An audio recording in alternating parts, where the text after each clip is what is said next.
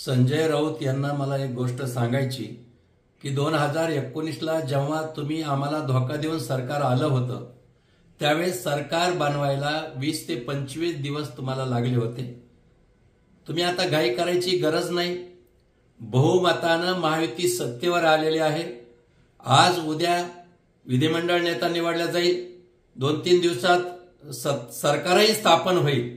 मला असं वाटतं की ज्यावेळेस तुम्ही सत्तेमध्ये होतात तेव्हा शरदराव पवारांनी डोळे जर वटारले तर मुख्यमंत्री म्हणून तुम्ही अनेक निर्णय स्थगिती देत होतात आणि स्थगिती सरकार म्हणून अशी तुमची ओळख बनली होती।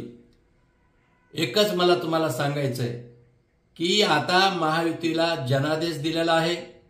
त्या जनादेशाला तुम्ही शैतान म्हणून जनभावनेचा अपमान करतात, पण तुम्ही आता आमच्या पक्षामध्ये महायुतीमध्ये नाक का खुपसता हा आमचा सवाल आहे।